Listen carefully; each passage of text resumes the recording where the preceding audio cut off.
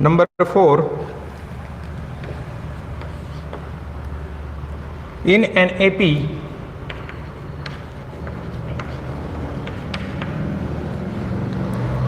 nineteenth term is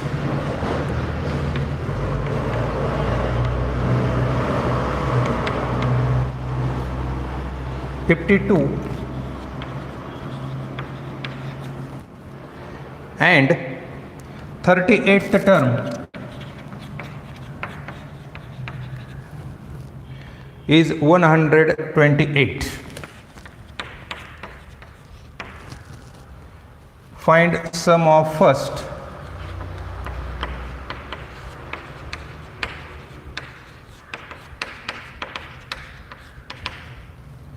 $56 terms.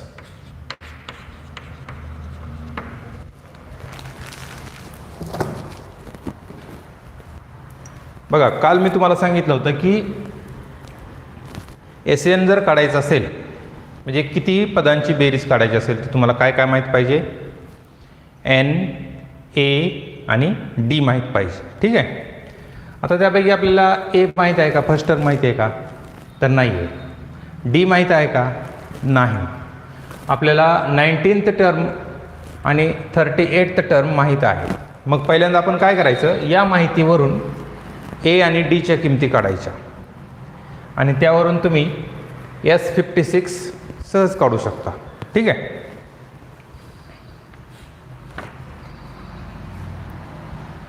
T19 is equal to 52 and T38 is equal to 128. This is given, and to find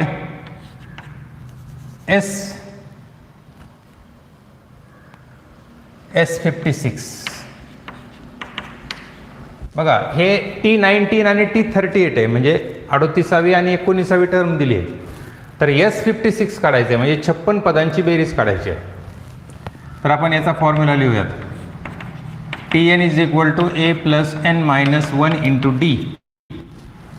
Therefore, T19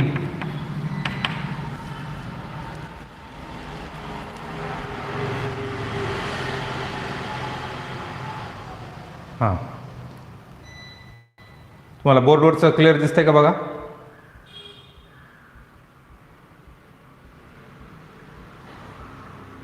light गेलेली आहे.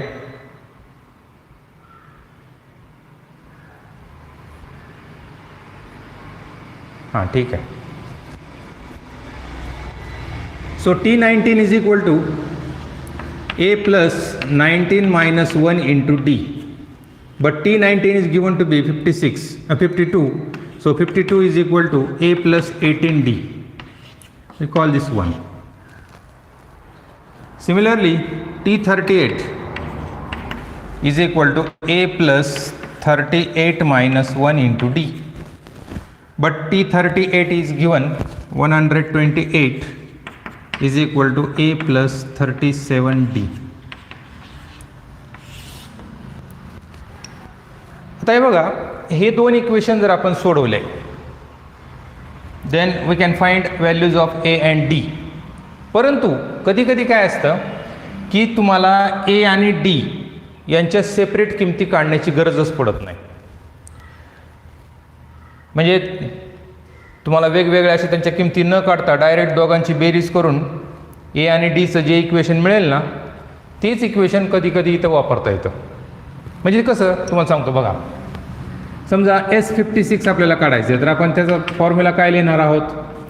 n/2. n म्हणजे किती? 56/2 in bracket 2a plus n-1. n-1 n किती आहे? 56. तर 56 - 1 that is 55D. म्हणजे तुम्हाला जर डायरेक्ट 2a प्लस 55D ची किंमत जर इथून मिळत असेल, तर तुम्हाला A आणि D च्या सेपरेट किमती काढण्याची गरजच नाही ना. मग हे आपण कसं ठरवायचं? तर इथं बघा, तुम्ही त्यांची बेरीज करा बरं. A प्लस A किती झाले? 2a आहे ना तिथं. तर हे 18 आणि 37 आणि 10 47 आणि 8 55 55D आहे. म्हणजे डायरेक्ट तुम्ही यांची बेरीज केली तर तुम्हाला इकडची व्हॅल्यू मिळणार आहे आणि ती व्हॅल्यू तुम्ही डायरेक्ट इथे ठेवू शकता. म्हणजे या ठिकाणी तुम्हाला ए आणि डी यांच्या सेपरेट किमती काढण्याची गरज नाही, तर फक्त आपण या दोघांची बेरीज करू. So adding equation 1 and 2.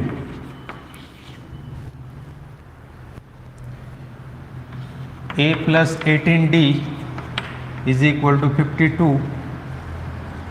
and A plus 37D is equal to 128.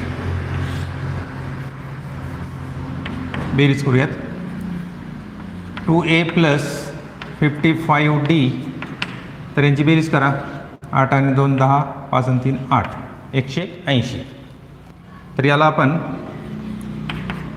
3 नाव देऊ. नाव Sn is equal to n upon 2 in bracket 2a plus n minus 1 into d. हा फॉर्म्युला लिहिला की तुम्हाला तिथं अर्धा मार्क मिळतो. Therefore S56 is equal to 56 upon 2 in bracket, तर इथं आपण किंमत ठेवू 2a plus 56 minus 1 into d. Therefore S56 is equal to 28 in bracket 2a plus 55d. Therefore S56 is equal to 28 into, तर आता याची व्हॅल्यू आपल्याला 3 मध्ये मिळालेली आहे, ती आहे 180. या ठिकाणी तुम्ही रिझन लिहा फ्रॉम 3. हां, आणि नंतर त्या दोघांचा गुणाकार जो काही येईल तो इथं लिहून ठेवा.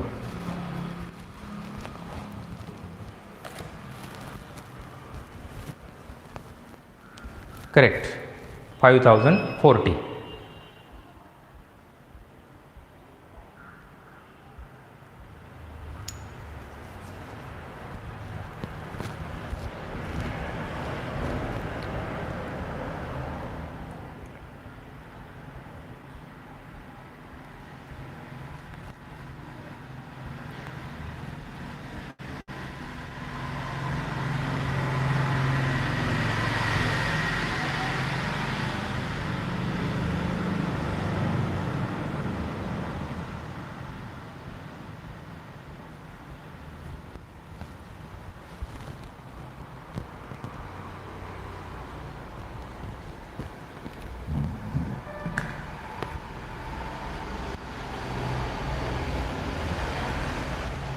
तर या दोघांचा गुणाकार करा, तर तो 5040 असा येईल.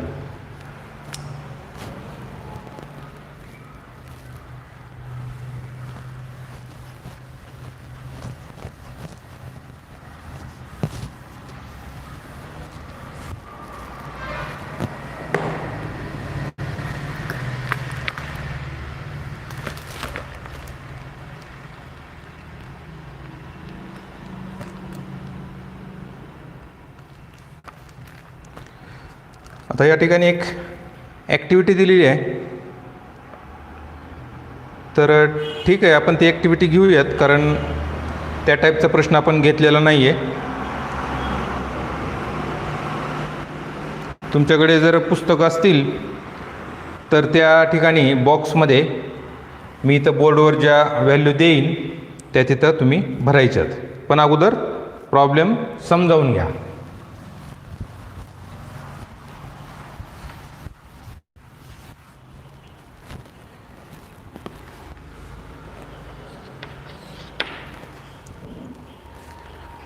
तर प्रश्न मी थोडक्यामध्ये लिहितो.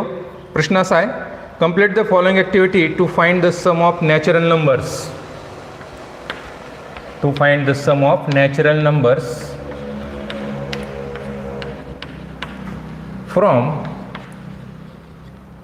1 to 140. बघा या ठिकाणी फ्रॉम शब्द आलेला आहे बघा, तर फ्रॉम आणि बिटवीन, तर हे दोन शब्द नीट लक्षात ठेवा. फ्रॉम जर असेल ना तर कडेच्या संख्या अटीत बसत असतील तर घ्यायच्या, आणि बिटवीन जर शब्द आला तर कडेच्या संख्या घ्यायच्या नाहीत. मग ते अटीत बसत असो किंवा नसो, घ्यायच्या नाहीत. which are divisible by 4. Which are divisible by 4. तर प्रश्नाचा अर्थ असा आहे की 1 पासून 140 पर्यंत 4 ने भाग जाणाऱ्या नैसर्गिक संख्या जेवढ्या काही असतील त्या सगळ्यांची बेरीज किती येईल. आता 1 ते 140 मध्ये 4 ने भाग जाणाऱ्या संख्या किती आहेत या टाईपचा प्रश्न आपण याच्या अगोदर पाहिलेला आहे. पण आता इथं आपल्याला त्या सर्व पदांची बेरीज किती येईल हे काढायचं.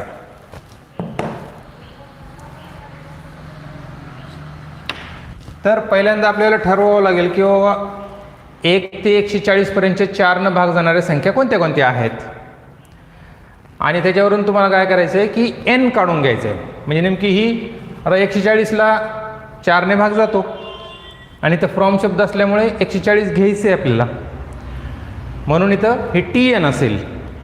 मग TN ची व्हॅल्यू जर 140 असेल तर त्यावरून तुम्ही n ची किंमत काढू शकता आणि एकदा n माहीत झालं की तुम्ही SN काढू शकता. म्हणजे समजा आपल्याला असं माहीत झालं की 1 पासून 140 पर्यंत समजा एक 25 संख्या आहेत 4 ने भाग जाणाऱ्या असं गृहीत धरू आपण. मग तुम्हाला S25 काढायचं. जर समजा 28 संख्या असतील तर मग S28 काढायचं. लक्षात आलं. तर या ठिकाणी काय काय ॲक्टिव्हिटीमध्ये हे बघा इथं मी दाखवतो. या ठिकाणी एक बॉक्स दिलेलं आहे त्यात असं लिहिलेलं आहे from 1 to 140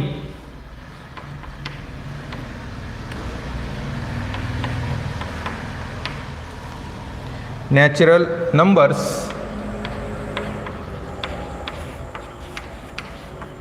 numbers divisible by 4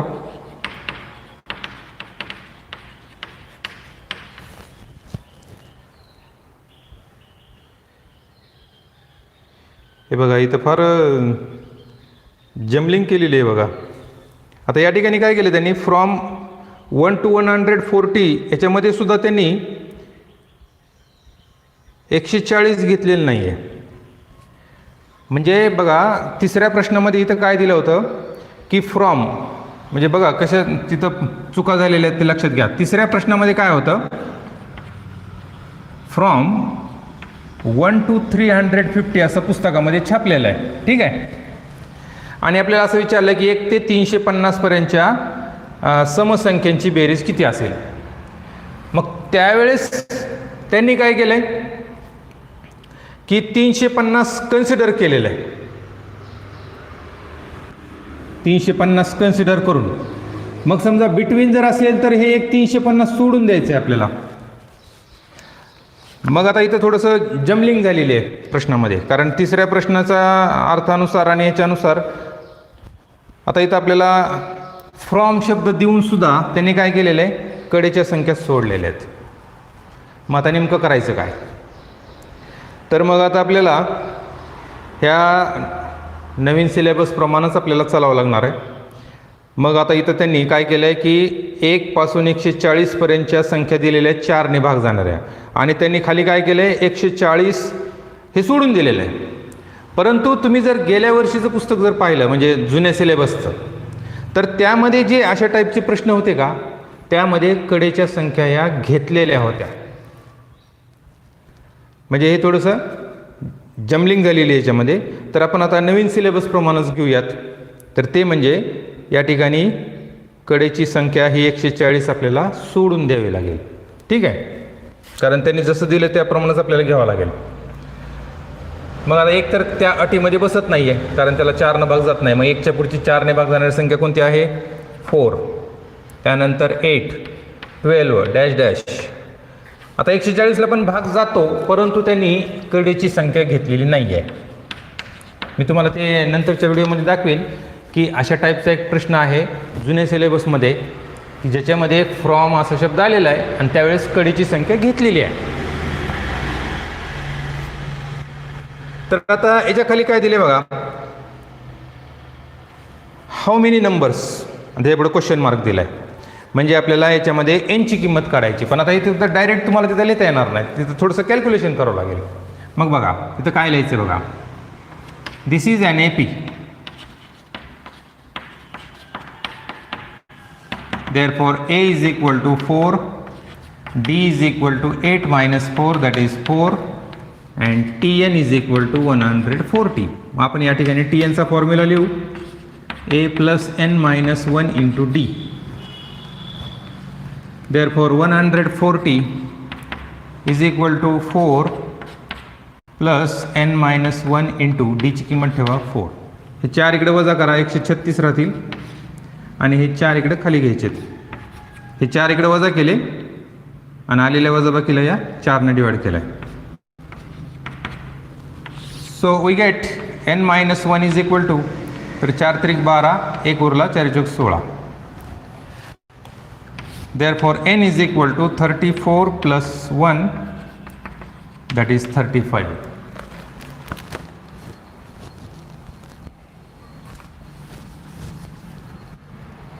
n ची किंमत माहीत झाली, म्हणजे आता आपल्याला काय काढायचं आहे, S35 काढायचं आहे.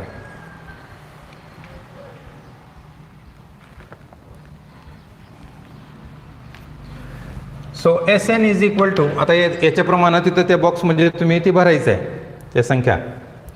Sn is equal to n/2 in bracket 2a plus n minus 1 into d. Therefore S35 is equal to 35/2 in bracket 2 into A ची व्हॅल्यू ठेवा 4 प्लस 35 minus 1 इंटू डी ची व्हॅल्यू ठेवा 4. आता आपण याचं कॅल्क्युलेशन करून घेऊ. काल सांगितल्याप्रमाणे इथे काय करायचं आहे, तुम्ही याच्यातून 2 बाजूला काढू शकतात जर काढायचं असेल तर. नको असेल तर तुम्ही यांचा गुणाकार करून काय येईल ते संख्या तुम्ही लिहायची आणि मग पुन्हा 2 न भाग घालायचं. कसं आहे तुम्हाला जे सोपं वाटतं त्या पद्धतीने तुम्ही करा. जर तुम्हाला वाटलं की हे आम्ही कॅल्क्युलेशन करून घेऊ तर करू शकतात. 2 चौक 8, त्यानंतर या ठिकाणी किती राहिले 34. तर 34ला या 4 न मल्टिप्लाय करायचं, 4 चौक 16, हातचा 1, 3 चौक 12 आणि 1 13, 136. या दोघांची बेरीज घ्या, 144. 2 ने याला भाग झाला. सो 35 इंटू 72 आणि यांचा गुणाकार जो येईल तो इथं लिहून ठेवा. तर तो 2380 येतो का ते बघा.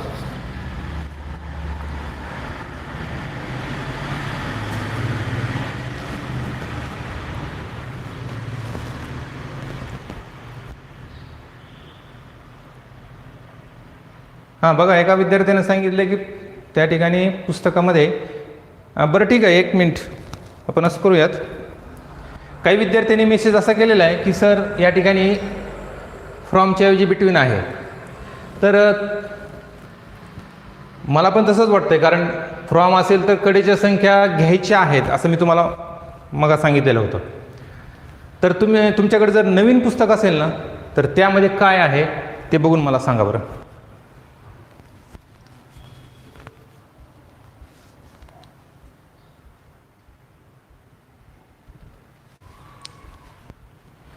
म्हणजे या ठिकाणी फ्रॉम आणि टू आहे ना, तर त्यामध्ये बिटवीन असा शब्द आहे का ते बघा. नवीन पुस्तकामध्ये बघा मात्र.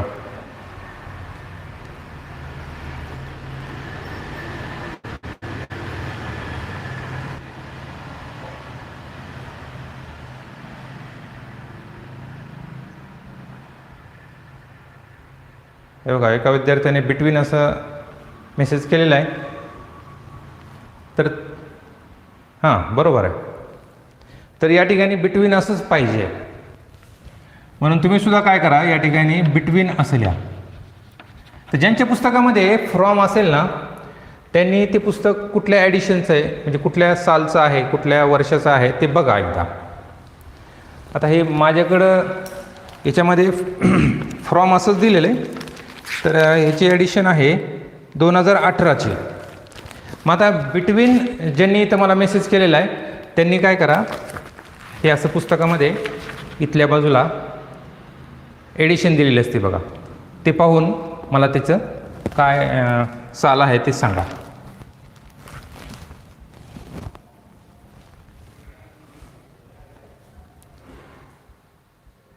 हां सय्यद, तू काय कर त्या पुस्तकामध्ये तिथं फर्स्ट एडिशनच्या पुढं काय लिहिलं आहे बघ बरं.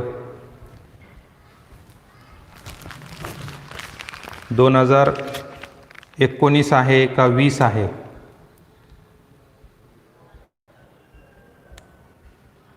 हां 2019 किंवा 18-19 बरोबर आहे.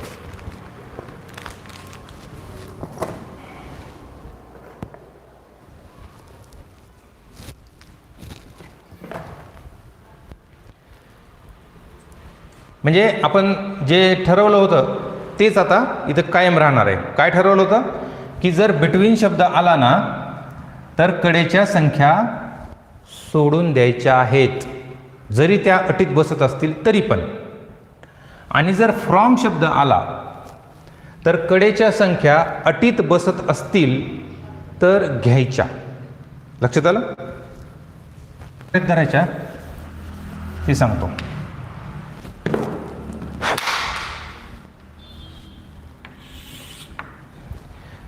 काय दिले आपल्याला या प्रश्नामध्ये बघा. एका एपी मध्ये सम ऑफ 3 कॉन्सिक्युटिव्ह टर्म्स म्हणजे 3 पदांची बेरीज ही किती आहे? 27 आहे. आणि त्यांचा गुणाकार हा 504 आहे. त्या 3 पदांचा म्हणजे त्या 3 पदांची बेरीज 27 आहे आणि गुणाकार हा 504 आहे. तर त्या 3 टर्म्स कोणत्या आहेत? आता आपण एपी नेहमी कशी गृहीत धरत असतो तर ए plus D, A plus 2D, A plus 3D वगैरे वगैरे हे असे आपण गृहीत धरत असतो बरोबर. मग तुम्ही म्हणाल की आम्ही त्या एपीतले 3 टर्म्स जर अशा घेतल्या तर काय फरक पडणार आहे? आता तशा घेऊन बघूयात आपण काय होतं ते. मग समजा त्या एपीच्या या 3 टर्म्स आहेत. मग आपल्याला पहिली अट काय दिली की त्या तिघांची बेरीज किती आहे? 27. So A plus D plus A plus 2D is equal to किती? 27. तर हे सोडून घेऊ आपण. A plus A that is 3A, D plus 2D is 3D. याला 3 ने डिवाइड करू. A plus D is equal to 9 असं एक इक्वेशन मिळेल. आता पुढं काय सांगितलं की त्यांचा गुणाकार 504 आहे.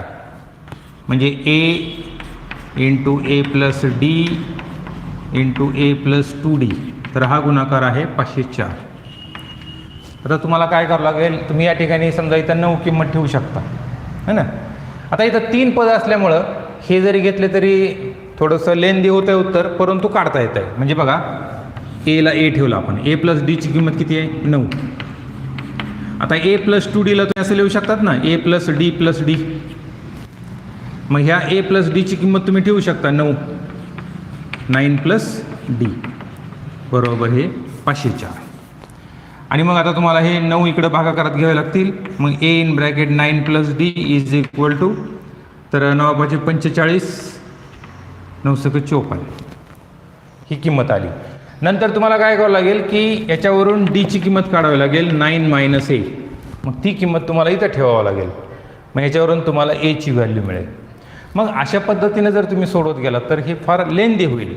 आणि कधी कधी प्रश्नामध्ये काय असतं की 3च्या ऐवजी 4 देतात, तर कधी कधी 5 असतं. जर 4 मार्काला प्रश्न आला ना तर इथं 3च्या ऐवजी 4, 5 असं पण येऊ शकतं. मग 4 टर्म्स असतील आणि तुम्ही जर हे गृहीत धरल्या 4 टर्म्स, मग तर सोडवणं अजूनच अवघड होऊन बसणार आहे. म्हणजे तुम्हाला 1.5-2 पान लिहिलं तरी तुम्हाला ते उत्तर सुटणार नाही. मग 5 टर्म्स जर असतील मग तर विचारायलाच नको. म्हणून मग काय करायचं की याच्या अगोदरची टर्मसुद्धा आपण काढून घ्यायची. म्हणजे बघा याच्या अगोदरची टर्म ही कशी आली मला सांगा. याच्या अगोदरची टर्म काढायची असेल तर आपण काय करतो, याच्यामधून कॉमन डिफरन्स वजा करतो आहे का नाही. म्हणजे ए प्लस 2D मधून किती वजा करतो? डी वजा करतो. मग काय होईल? 2D - डी म्हणजे किती? डी. बघा आली का नाही अलीकडची टर्म. आता ह्याच्यापासून ही टर्म मिळवायची असेल तर याच्यामधून किती वजा करावं लागतील? डी वजा करावं लागतील. मग ए प्लस डी मधून जर डी वजा केले तर किती राहतात? ए राहतात. आता याच्या अगोदरची टर्म पाहिजे असेल तर ती काय असेल, तर याच्यातून आपल्याला किती वजा करावे लागतील? ए - डी असं करावं लागेल. म्हणजे याच्या अगोदरची टर्म किती असेल? ए - डी. त्याच्या अगोदरची पाहिजे असेल तर काय असेल ती सांगा. ए मायनस 2D, त्याच्या अगोदरची पाहिजे असेल तर ए मायनस 3D अशी असेल.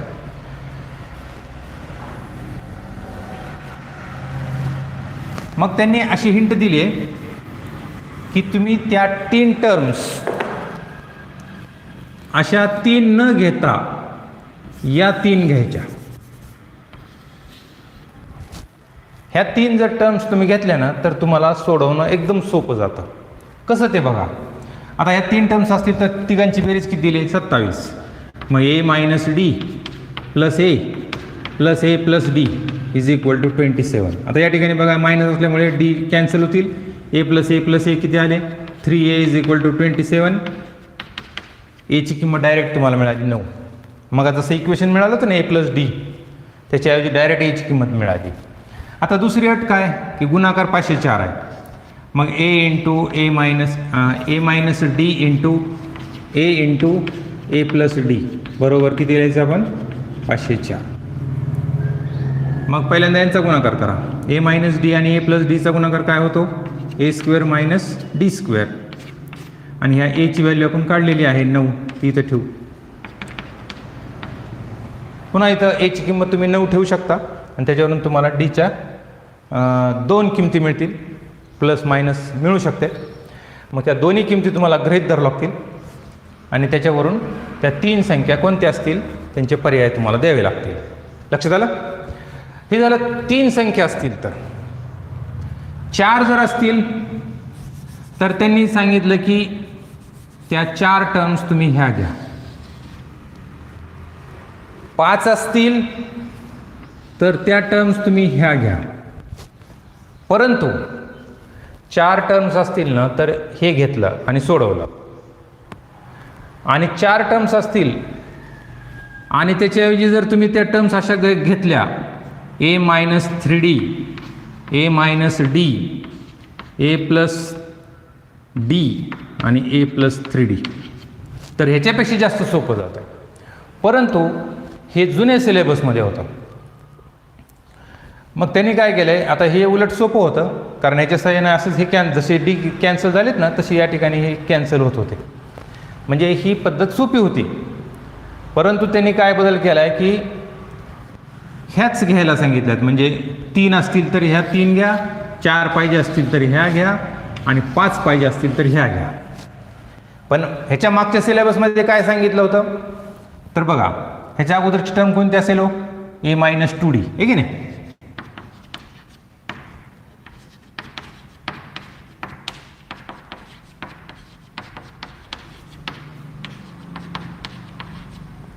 याच्या अगोदरची टर्म काय असेल सांगा?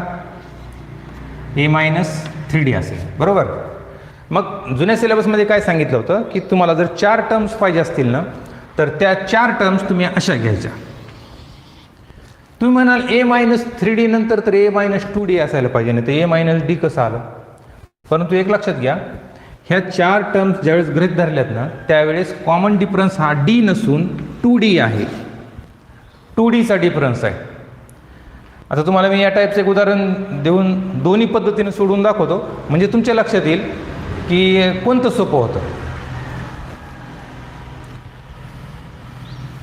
तर तुम्ही आता नवीन सिलेबसप्रमाणे हे लक्षात घ्या किंवा कुठेतरी लिहून ठेवा.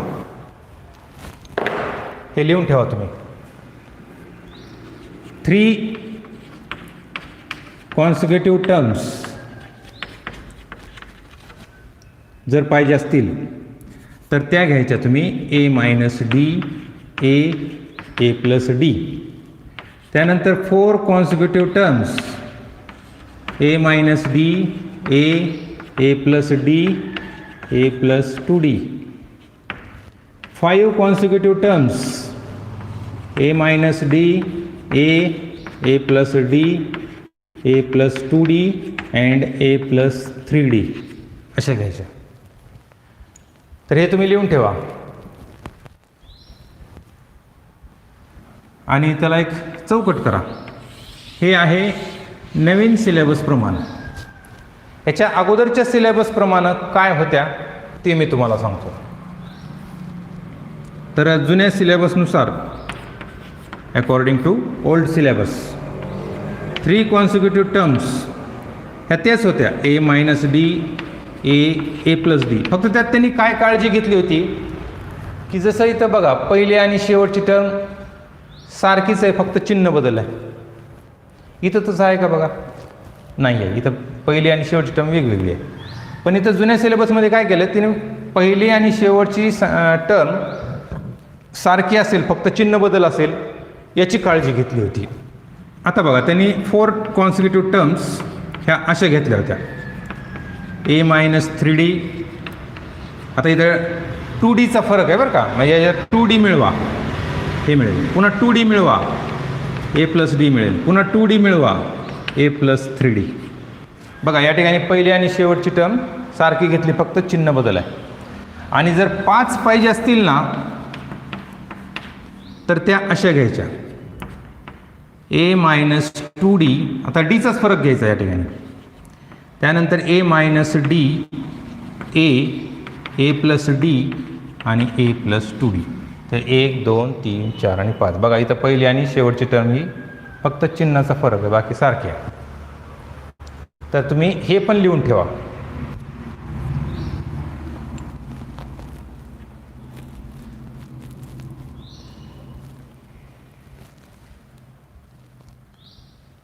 तर ज्यावेळेस 4 किंवा 5 टर्म दिले जातील ना त्यावेळेस तुम्ही ह्या पद्धतीने केलं तर थोडंसं जास्त सोडवावं लागतंय, कारण त्यामध्ये तुम्हाला ए आणि डीच्या किमती असे इक्वेशन बनवून ते सोडवून काढावे लागतात. परंतु या पद्धतीने जर केलं ना तर डायरेक्ट डी कॅन्सल होते आणि एची किंमत मिळते. म्हणजे या पद्धतीनं जास्त सोपं जात आहे. परंतु त्यांनी आता नवीन पॅटर्नप्रमाणे ह्या घ्यायला सांगितलेले आहेत.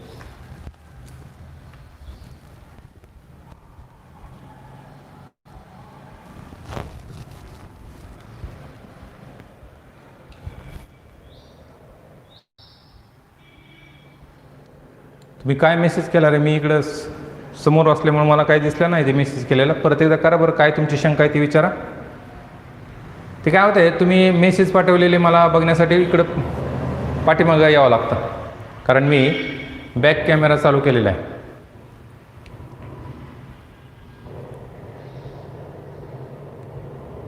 कुणाची काही शंका असेल तर विचारा बरं.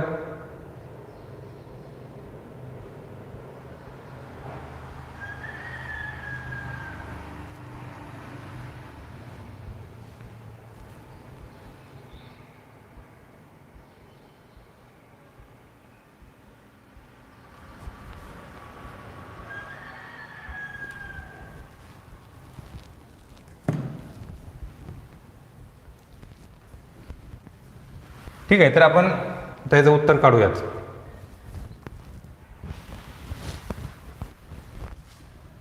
सोल्युशन.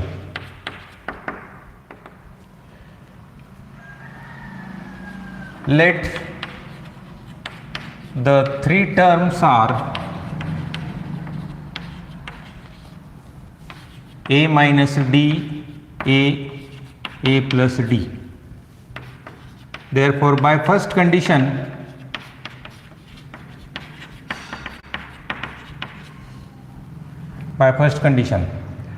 तर पहिली कंडिशन आहे तिघांची बेरीज 27 आहे. So A minus D plus A plus D is equal to 27. तर हे ब्रॅकेट आपण काढून टाकू. A minus D plus A D is equal to 27. यामध्ये डी कॅन्सल होतील. 3a is equal to 27, therefore a equal to 9. By second condition,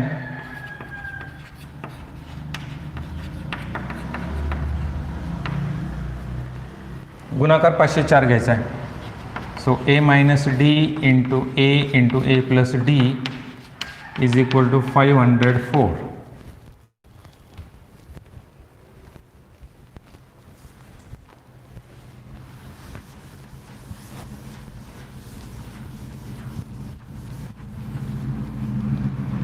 तर या दोघांचा गुणाकार घेऊ. A square minus D square into A is equal to 504. Put the value of ए.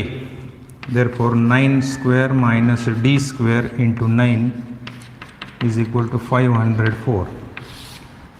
हे 9 इकडे भागाकारात घेऊ, याचा वर्ग करून घ्या. 81 मायनस डी स्क्वेअर, तर 9 × 5 = 45 आणि 9 × 7 = 54. हे डी स्क्वेअर इकडे घेऊन 56 इकडे घेऊ.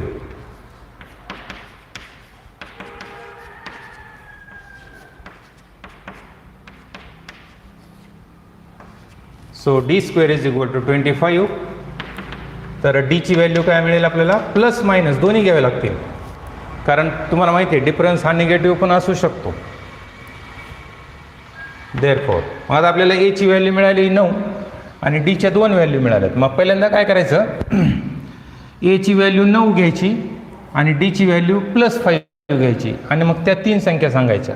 नंतर काय करायचं, एची व्हॅल्यू 9 घ्यायची आणि डीची व्हॅल्यू -5 घ्यायची आणि त्या 3 संख्या सांगायच्या. Considering A is equal to 9, D is equal to 5,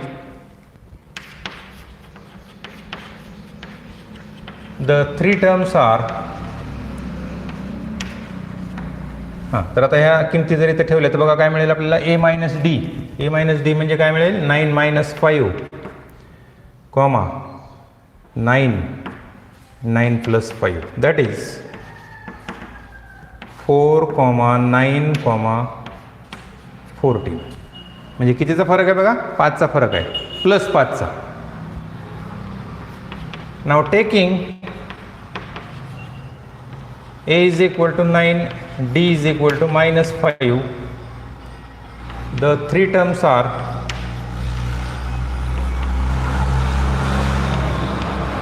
आता -5 ठेवा.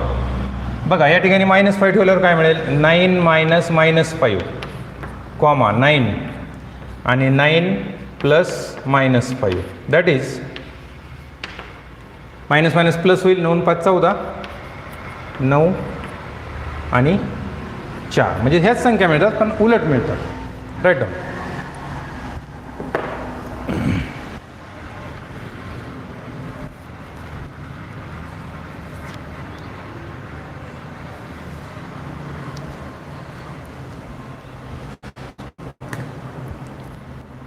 हे बघा विद्यार्थ्यांनो, मी तुम्हाला